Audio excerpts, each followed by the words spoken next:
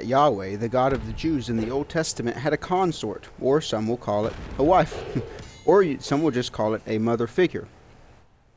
Some scholars try to say that this is true simply for a few reasons, but one of the reasons they give is some inscriptions from the 8th century BC found in Israel mentioning Yahweh and his Asherah.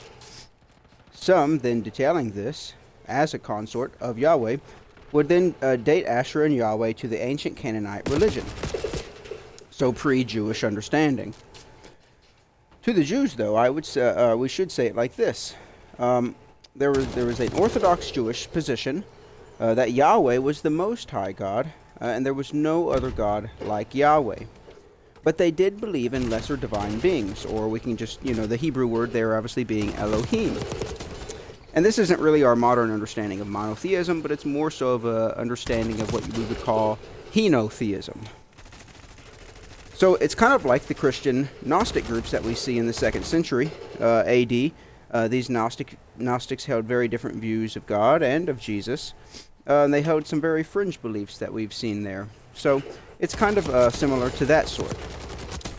But according to a scholar like Michael Heiser, he finds it plausible that some parts of Judaism really did believe that Yahweh had a wife or a consort. And he calls the ancient Israelite religion a hodgepodge. And he tries to distinguish the difference from the Orthodox Jewish position and their beliefs, seen in, let's say, the prophets, guys like Isaiah and Ezekiel and so on. And then there is the non-Orthodox position and beliefs that are not held by prophets, or not held by priests and scribes as well. But this would be more so of a belief that was held by the layperson just living in Israel at the time, or in Judah. And these people probably didn't have access to scrolls, or any way that we think of the Bible, quote-unquote, today. The same way as, like, let's say, priests and officials of the Sanhedrin did. And it's also not surprising to see in inscriptions that Israel worshipped other gods, as the goal of the prophets is to condemn Israel for forsaking Yahweh, their God, and worshipping lesser gods, or false gods, so to speak, that led to Israel's problems and tribulations that we see throughout the Hebrew Bible. We see this idea and this belief in passages such as 1 Kings chapter 11, verse 5, and Judges verses 6 and 8, and Jeremiah 7:18, along as Micah 5:14. I'll read a quick passage here from Jeremiah 7:18, so you can kind of see my point here. And it says, quote, "The children gather wood, the fathers kindle fire, and the women knead dough to make cakes for the Queen of Heaven, and they pour out drink offerings to other gods to provoke me to anger." End quote.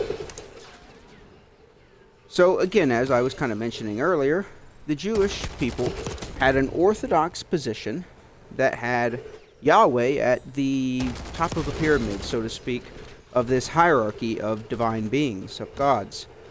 And all of these other beings, so many people kind of put this into a camp of angels and demons, but that's not necessarily true. But all of these other divine-like beings were categorically under God on this little pyramid. And that's why I kind of mentioned the Gnostic groups, so like we have some Gnostic groups that say some pretty outlandish things about Jesus, like Jesus wasn't really a man, they'll say, because he was so divine. Or we even see some saying the opposite as well, he wasn't divine. He was utterly human. It's actually why we see some Gnostic groups try to deny Jesus' humanity, because, the physical world to the Gnostics was bad. So it must have been made by a bad god, and stuff of this sort. And it's the same thing in Judaism. You just get these really outlandish belief systems that kind of pop up here and there, and it's very similar, and that's why I kind of mention it in that same kind of light. So, the Orthodox Christians, just like the Orthodox Jews, were the ones in the majority.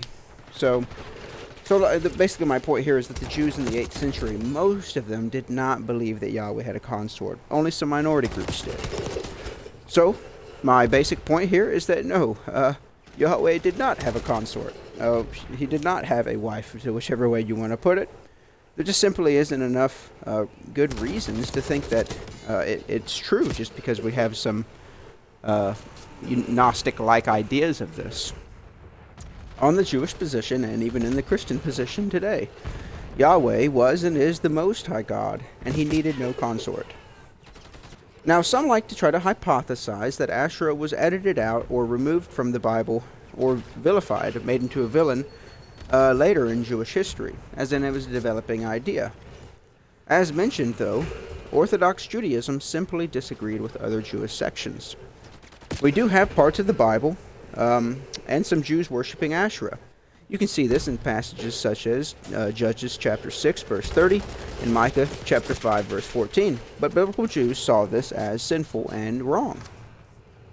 So, from what we do have in the biblical text, it's more likely they worshipped Yahweh as the Most High God, but some Jews rebelled and worshipped other gods. And this is completely consistent with what we see within the Jewish scriptures throughout the history of it all, as you get to the days of the ending of the Old Testament, regardless of whether or not you believe in the other books of Scripture, the 66 book canon or the 73 book canon. You can kind of see this history throughout the entirety of that rule. So that's the basic point here. My next video, I'd love to go over some more details about the monotheism and henotheism things that I was kind of describing here, because that's a really important issue as well. But I'll be having something separate for that later date, maybe next week, but we'll see. So thank you all for watching. Like and subscribe for more content like this, and let me know what you think down in the comment section below.